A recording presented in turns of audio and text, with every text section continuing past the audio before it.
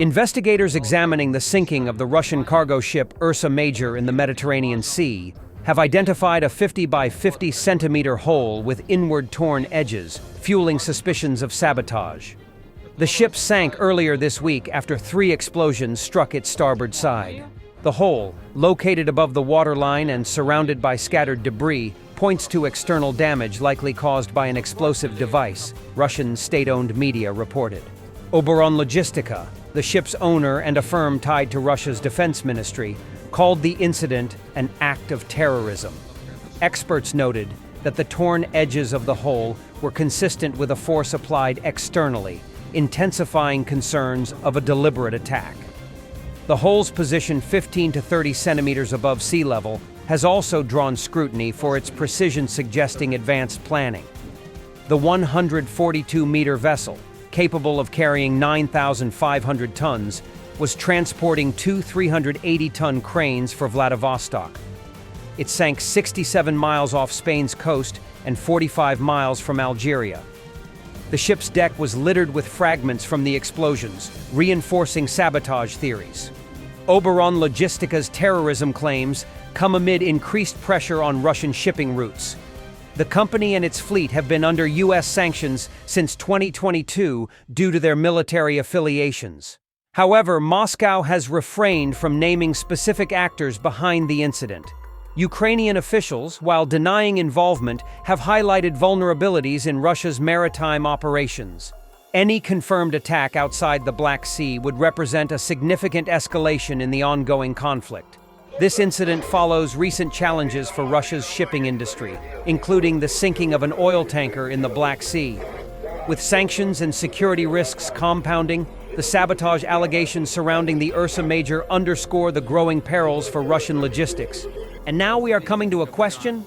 Is there a Ukraine and the U.S. joint operation to sink cargo ship Ursa Major? The cargo ship Ursa Major was subjected to an external impact, presumably with the use of torpedo weapons from stealthy semi-submersible unmanned boats launched from a surface platform, another cargo ship, located several tens of kilometers away. According to Russian weapons Telegram channel quoting its sources within the Russian establishment, optical electronic reconnaissance of the Ursa Major was carried out by the American P-8, a Poseidon long-range anti-submarine aircraft, as well as 3 large landing ships and 1 Subrozatelny corvette, for days before the explosion. It is likely that it was the operators of the Westcam MX-20HD optical electronic complex located aboard the P-8A determined the most favorable moment to strike the cargo ship.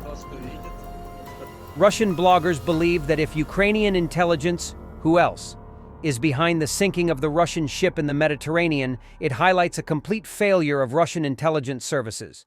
What follows is the usual absurd nostalgia about Stalin and other killers, mass murderers and otherwise. Under Stalin, in addition to the counterintelligence branch SMERSH, there were also saboteurs and assassins like Sudoplatov and Aitengon. There were operatives like Kuznetsov, Batyani, Vaupyasov, Starikov, and Molotsov. Today, in 3 years of war, not a single military or political figure from Zelensky's Banderite clique has been eliminated in Ukrainian territory. For now, the score favors the SBU and GUR, and it's a clean sweep. There is every reason to believe that the explosion and subsequent sinking of the Ursa Major vessel are the result of sabotage. And if that is the case, it is undoubtedly a major failure of our intelligence services. This failure, in turn, stems from the Kremlin's decision to wage war on a minimalist scale without introducing, if not martial law, then at least a counter-terrorism regime granting special powers to intelligence agencies to combat espionage, sabotage, and subversion. The lack of the death penalty and the system of punishments for terrorism, sabotage, and treason further compounds the issue. The Tower's idea of navigating through the war to the tune of everything is fine, lovely marquise is clearly collapsing. Ukrainian intelligence services are acting ever more brazenly and harshly in Russia, while remaining completely untouchable for us. Targeting the aftermath, identifying and eliminating their agents and operatives, is nothing more than cutting off the Hydra's heads. For every one removed, 10 new ones are recruited. It seems that Ukrainian intelligence has found another way to harass and inflict damage on Russian forces.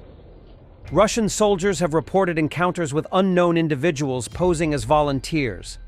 These volunteers arrange meetings at specific times and locations only for missile strikes to target the area shortly after.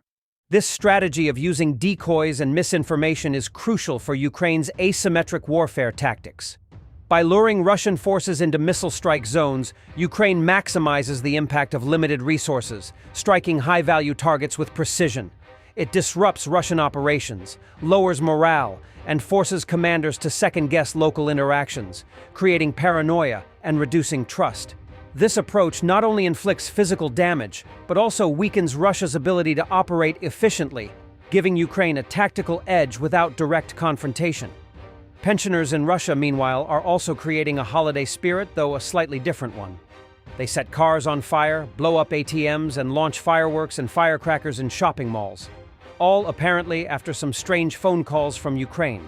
Several Russian pensioners were allegedly tricked by scammers into carrying out risky stunts in crowded places in Moscow and St. Petersburg. Petersburg Russian police said. A number of the pensioners have been detained, the police said. Law enforcement is still searching for at least one of the suspects. It is unclear who is behind the scam.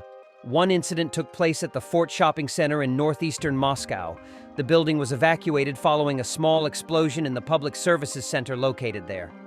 One woman was treated for injuries after she fell amid the rush for the doors. Meanwhile, a shopping center and a post office in the suburban Moscow towns of Korolev and Khimki, respectively, were evacuated the same day on similar grounds. In Korolev, the explosion blew out several windows and triggered a fire that damaged the shopping center's ceiling. In the Ford incident, police detained a pensioner who allegedly detonated a firecracker on the instructions of unknown individuals who had extorted $1,200 from her. A 70-year-old woman was detained in connection with the explosion at the post office in Khimki. The same day, 2 retired women in St. Petersburg allegedly tried to set fire to a police car at the direction of telephone scammers. They have been detained, and a case has been opened against them on terrorist charges.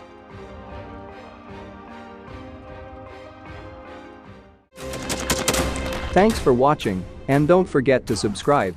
Also, if you want to support Warthog Defense, please become our member and get early access to new videos, exclusive members-only videos, and become administrator in comment section. The membership link is in the description. Rescues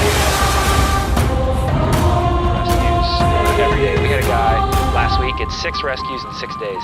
You know, he's doing the job every day.